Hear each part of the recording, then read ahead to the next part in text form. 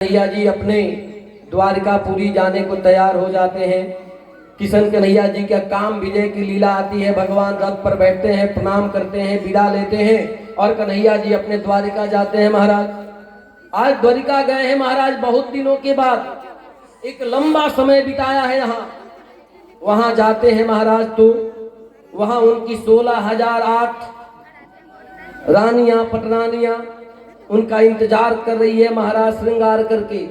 स्वामी बड़े दिन बाद आ रहे हैं महाराज, लेकिन जैसे पहुंचते हैं सब लज्जा से आंख बंद कर लेती है। देखिए प्रेम में लज्जा है, लज्जा नहीं तो प्रेम नहीं, वासना है। आंख बंद हो तो प्रेम है, अन्यथा प्रेम। और महाराज आज कामदेव को विचार आता है कि आज परीक्षा लो। रासलीला में तो ये 6 बरस का था, आज तो 16,008 तरुणी स्त्रियां हैं, श्रृंगार करके बैठी हैं। ये भी 32 बरस का हो चुका है। आज कामदेव बैठा है बाण मारने को। कन्हैया ने भी ताल ठोक के कहा, आ मैं देखता हूं तू है कैसा। महाराज वहां भी कामदेव की पराजय हुई। और महाराज उधर भगवान द्वारिका में है। इधर कुछ घटनाएं घटती हैं, मैं उनका थोड़ा सा बता दूं। विदुर जी के उपदेश से धृतराष्ट्र जी बन जाते हैं। विदुर जी ने बड़ा समझाया, अब तेरे पुत्र मर गए, सब मर गए, भतीजों के अंतर कब तक पलोगे महाराज, घर छोड़ो, बाहर जाओ, बन जाओ, काहे को अब रुकना।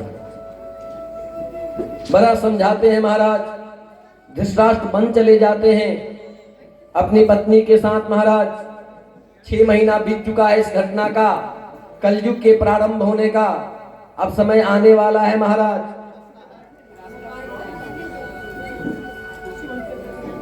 धर्मराज भी राजगद्दी पर बैठने के बाद दिव्य यज्ञ किए, अनेक यज्ञ किए, अनेक प्रकार से राज्य की स्थापना करी। उनके राज में सर्वत्र शांति थी। परीक्षित जी का जन्म हो चुका था। परीक्षित जी का जब जन्म हुआ तो परीक्षित जी जन्म के बाद अपने गर्दन को चारों ओर हिला डुला कर ऐसे देखने लगे। क्यों देखने लगे महाराज? गर्भ में जिस एक अंगूठे का व्यक्ति गदा लेकर मेरे चारों ओर नाच कर मेरी रक्षा किया वो कहां है? सर्वत्रम परीक्षितु परिरक्षणम दृश्यतम इति परीक्षितः। जो परीक्षण करने लगा कि वह कौन है जो गर्भ में था, वह नहीं दिख रहा है, इसीलिए उनका नाम परीक्षित हो गया। परीक्षित जी के जन्म पर युधिष्ठिर जी ने बड़े दान किए। जन्म पर दान करना चाहिए।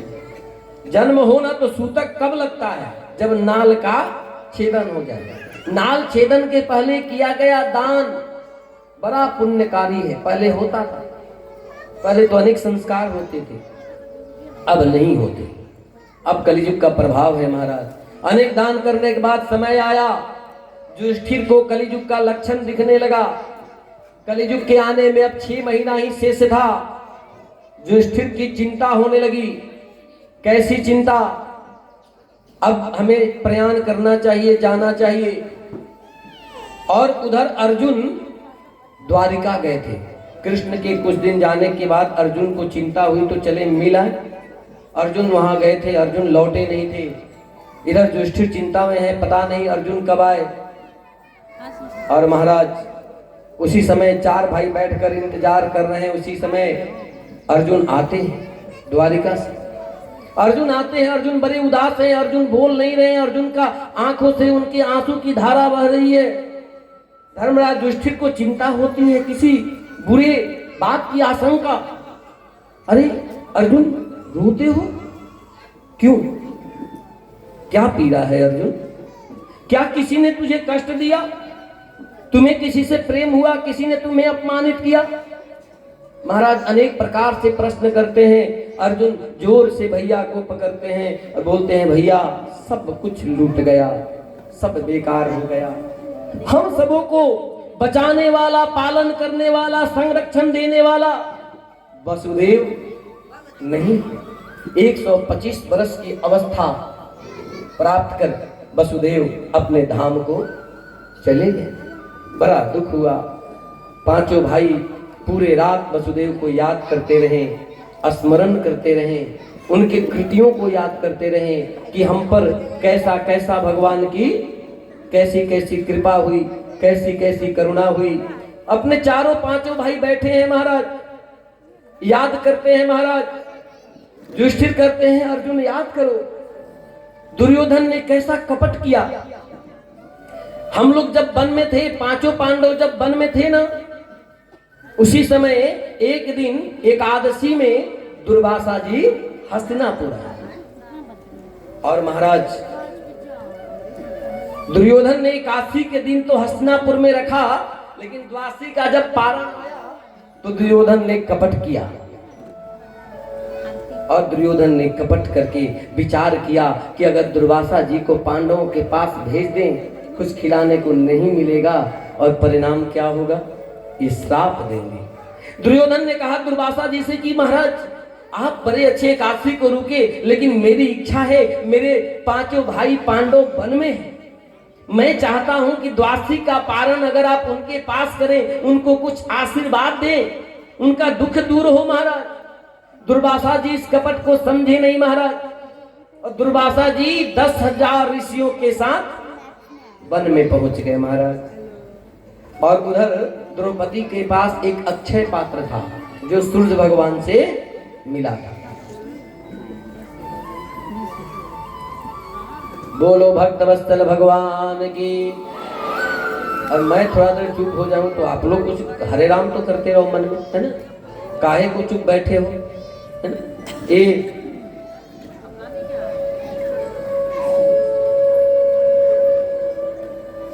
महाराज द्रौपदी के पास अक्षय पात्र था। उस अक्षय पात्र में एक विशेष गुण था कि उस अक्षय पात्र का ढक्कन खोलो और जितने लोग को भोजन कराना हो सबके सब भोजन कर ले।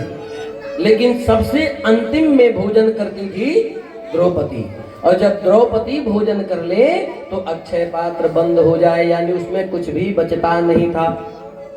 और ऐसे ही पांडवों का वन में गुजारा होता महाराज। आज ऐसा ही था, सुबह सुबह द्रौपदी ने पांचों पांडवों को भोजन कराया, स्वयं भी भोजन कर ली, अक्षय पात्र का अन्न समाप्त हो गया। अच्छा, इसमें क्या सीख है, देखो ध्यान दीजिए आप लोग, माता जी लोग सब लोग गौर से। घर में पहले भोजन बच्चे को कराएं, फिर बूढ़े को कराएं और बाद में आप करें, तो आपके घर का भी अक्षय पात्र हमेशा बना होगा। हमने देखा है हमारी माता जी लोग, हमारे पिताजी 11 बजे रात तक न आए न खाएं तो माताजी नहीं खाती, पिताजी खाएं तो ही। हाँ, ये पता है कि आज नहीं आएंगे तो फिर इंतजार की बात नहीं। लेकिन आजकल महाराज आओ तो आओ, खाओ तो खाओ, मैं तो बनाई मैं तो खाई। और महाराज पहले तो ऐसा नियम था, भोजन बने ना तो भोजन बनाकर पहले गाय को खिलाएं, अग्नि को दे, रोटी वोटी तोड़कर चूल्हा पर बनता, अग्नि को दिया जाता, और फिर घर के श्रेष्ठ खाएं, पुरुष खाएं, फिर बाद में जो बच जाए तो सब हमारे बड़की माई माई सब लोग बाद में बैठ के खाते। ये व्यवस्थित है महाराज। ये जो माताएं हैं, आप अन्नपूर्णा हैं, अन्नपूर्णा जब पूरित हो जाए तो अन्न बचेगा कहाँ, उस घर में दरिद्रता आ जाएगी जिस घर की औरत पहले खाना सीख ले। अब तो महाराज परंपरा बदल गया है, पहले रोटी कुत्ता को नहीं देते, पहले गाय को खिलाते, अंतिम कुत्ता को देते। आजकल तो कुत्ता पालने की परंपरा भी है, हालांकि कुत्ता नहीं पालना चाहिए, शास्त्र में मनाही है। कुत्ते को भोजन देना है, घर में जो बच जाए वह कुत्ते को बुलाइए, अतु आओ, आमी आओ, आमह।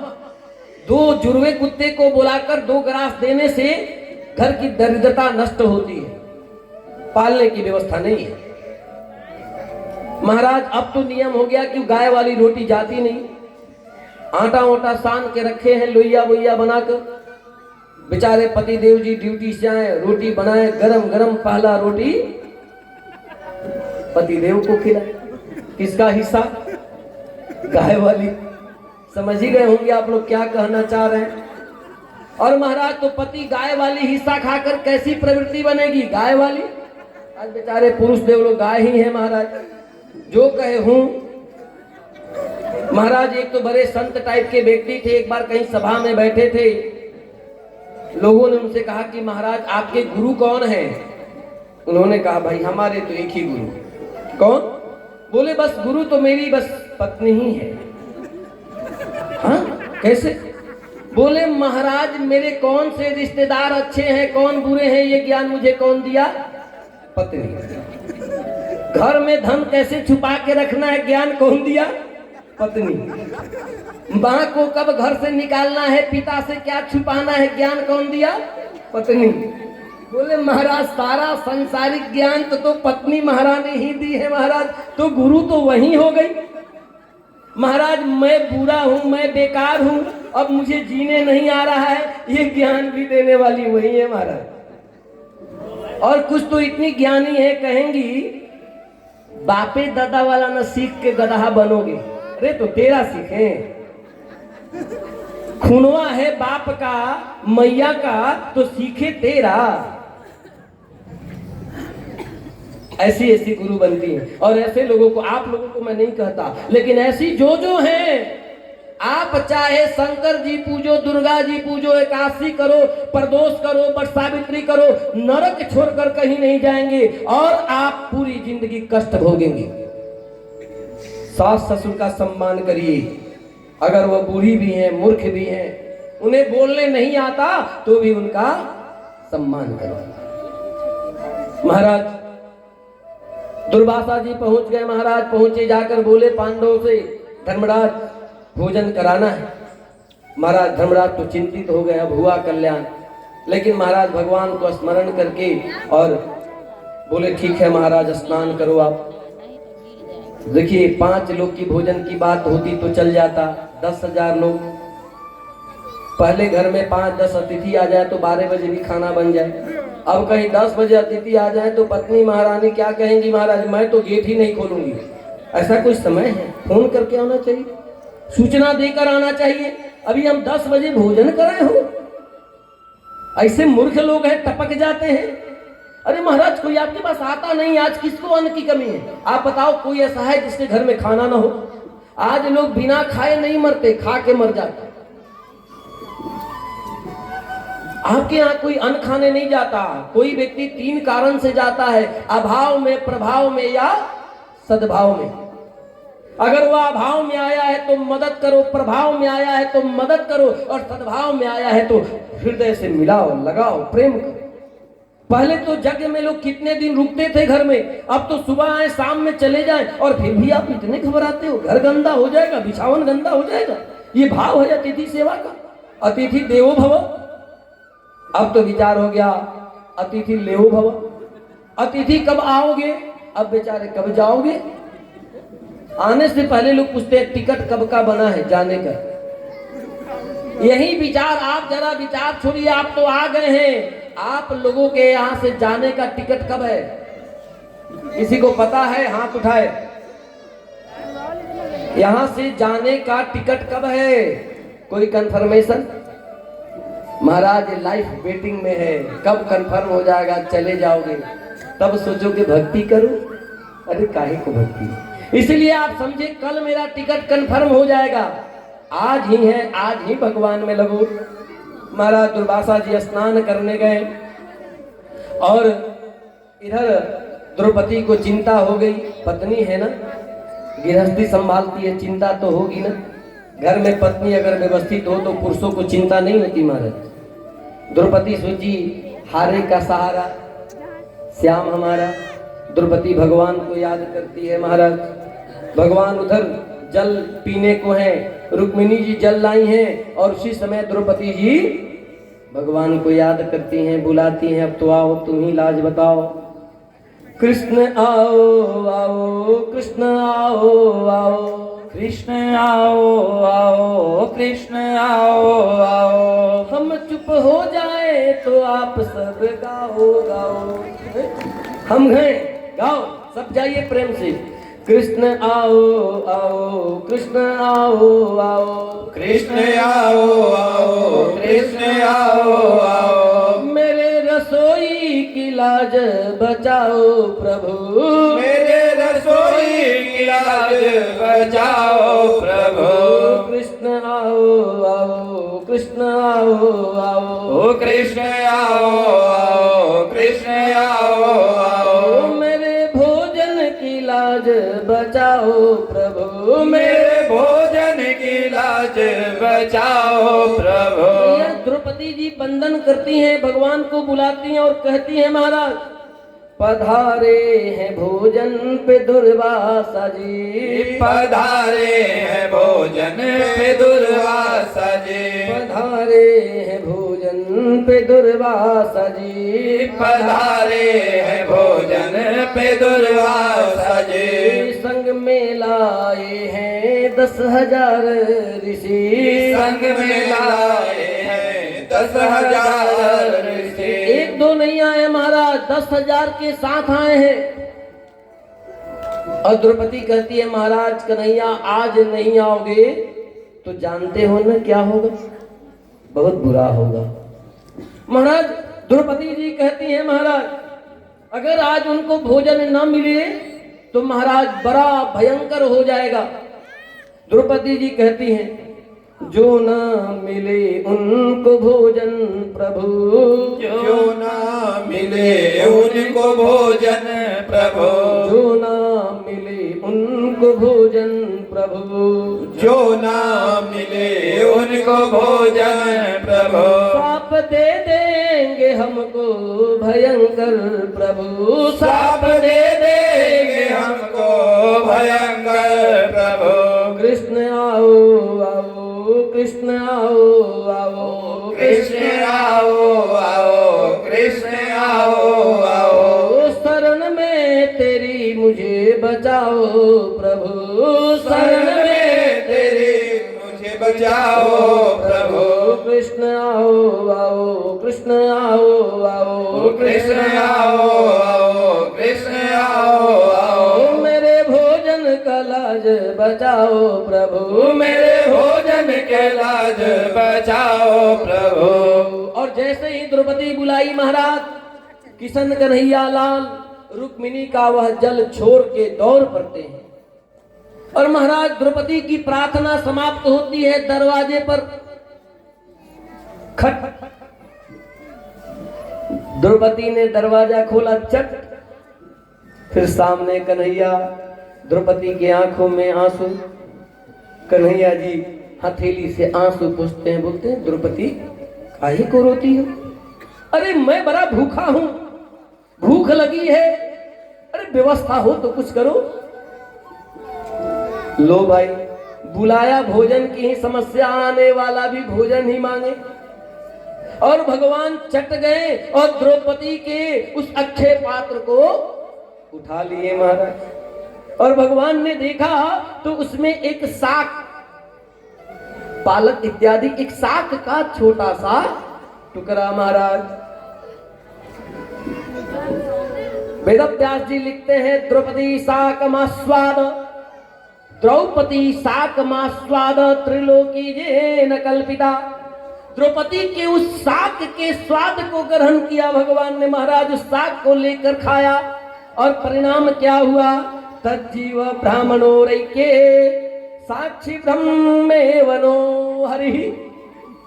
उधर दुर्वासा जी जो स्नान कर रहे थे 10,000 ऋषियों के साथ, उन सबका पेट भर गया, अजीर्ण हो गया महाराज, अब नहीं खाना। महाराज दुर्वासा जी बोले पता नहीं है क्या हो गया, भागो।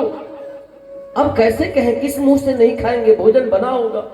इधर भीमदेव बुलाने गए हैं, भीम को देख लिए दुर्वासा जी, अब तो हो गई समस्या, नहीं रहे तो कहीं गदवा से न मारे।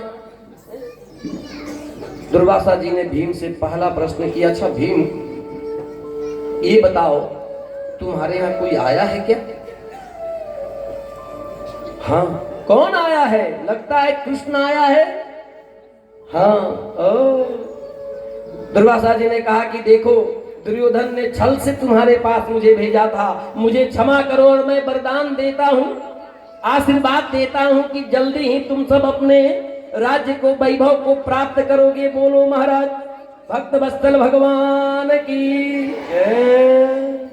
भगवान की करुणा से अन्न आ जाता है महाराज, और समय व्यतीत होता है। ऐसे ही याद करते हुए पांचों पांडव भगवान के और कृत्यों को याद करते हैं। लक्षागृह से बचाने से लेकर भीम को जहर पिलाया गया तब से लेकर द्रौपदी के लज्जा तक भगवान के सारे कृपाओं को याद करके पूरे रात सोते नहीं, रात बिताते हैं महाराज। पूरे रात कृष्ण की मधुर लीलाओं का वर्णन कर पांडवों ने ये सब बिताया। और फिर धर्मराज युधिष्ठिर अगले दिन परीक्षित को बुलाया महाराज, और परीक्षित को राजगद्दी पर बैठा दिया और पांचों पांडव हिमालय के लिए प्रस्थान कर गए। महाराज आप सब लोग वैष्णो माता गए हैं? कितने लोग गए? हाथ उठाएं। वाह। और वैष्णो माता के बाद एक जगह है 80-90 किलोमीटर की दूरी पर शिवखोरी। शिवखोरी में आज भी जाएंगे तो वहां से पांडवों के प्रस्थान का मार्ग है। और पांडव वन को जाते हैं जिसमें सबसे आगे क्रमबद्ध, लेकिन एक शर्त था कि जाते वक्त पीछे वाला गिर जाए तो आगे वाले को मदद नहीं करनी है। सबसे पहले सहदेव, फिर नकुल, फिर अर्जुन, फिर भीम, फिर द्रौपदी महाराज, और अंत में धर्मराज के साथ एक कुत्ता स्वर्ग के द्वार तक गया। लेकिन स्वर्ग के दूतों ने धर्मराज को रोका, बोला आप तो आ सकते लेकिन कुत्ता स्वर्ग नहीं आ सकता। धर्मराज ने कहा क्या जीव पर प्रेम करना गलत है? बोले नहीं, प्रेम का अधिकार है, लेकिन ये अपने कर्मों से ही तो कुत्ता बना है। कुत्ते के देह से स्वर्ग की प्राप्ति नहीं हो सकती। स्वर्ग की प्राप्ति, मोक्ष की प्राप्ति इस मानव तन से ही हो सकती है। बार बार मैं यही करता हूं, यही कह रहा हूं, आप समझ रहे हैं ना। बाद में तो फिर कुत्ते भैंसी बैल बनोगे और 84 का चक्कर लगता रहेगा महाराज। और इसके बाद महाराज परीक्षित राजा बने। परीक्षित ने बड़े अच्छे से धर्म का पालन किया। एक दिन समय आया महाराज, उसी समय में परीक्षित जी महाराज वन को गए शिकार खेलने के लिए। विचार आया कि आज दिव्य कुछ करें। परीक्षित जी ने अपने दादाजी का एक पेटी था खोला, उसी पेटी में एक दिव्य मुकुट था। जरासंध का वह मुकुट अपने इस ललाट पर रखा, और उसी शिकार के क्रम में उन्हें प्यास लगी। समीक मुनि के आश्रम में गए। समीक मुनि के आश्रम में मुनि तपस्या में ध्यान में थे, और मुनि को इन्होंने ढोगी समझकर एक मरा हुआ सांप उनके गले में डाल दिया। और वहां से चल पड़े। इनको बोध हुआ कि मैंने अपराध किया। इनके दिमाग में आया कि मैंने जो अभी कलिजुग को जीवित छोड़ा, उनको अपना वृतांत याद आ गया कि अभी कुछ ही देर पहले उनको कल्की से भेंट हुई थी। अब आप सब कली का स्वरूप जानते हैं महाराज। धर्म जो है वह बैल है, गाय क्या है? धरा है। धर्म रूप बैल जिसके 3 पांव टूट चुके थे, एक पांव पर खड़ा था, एक काला पुरुष उसे प्रताड़ित कर रहा था। परीक्षित को जब भेंट हुई थी, परीक्षित उसे मारने को दौड़े तो उसने अपना परिचय दिया कि मैं कलिजुग हूं, मेरा अब जुग आ रहा है, लेकिन जब तक आप राजा हैं तब तक मैं कोई स्थान दे दीजिए। तो परीक्षित ने 4 स्थान दिया था, पहले 3 बाद में 1। क्या? मध्य स्थान, मतलब जहां शराब पिया जाए, द्वित कीड़ा का स्थान, वेश्यालय, मदिरालय, और एक पवित्र स्थान के रूप में स्वर्ण का स्थान दिया। तो आप विचार करें, क्या कभी सभी सोना में कलिजुग है?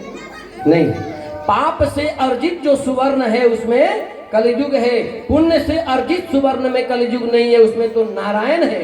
नारायण ने कहा स्वर्णे हम निवसति, मैं सोना में भी निवास करता हूं। तो सोना में कलिजुग और सोना में नारायण कैसे होगा? जो पाप से अर्जित सुवर्ण है उसमें कलिजुग, जो पुण्य से अर्जित सुवर्ण है उसमें नारायण। और उसी का परिणाम था कि इन्होंने वो मुकुट पहना था, इसीलिए इनकी बुद्धि ऋषि में ढोक दिखी।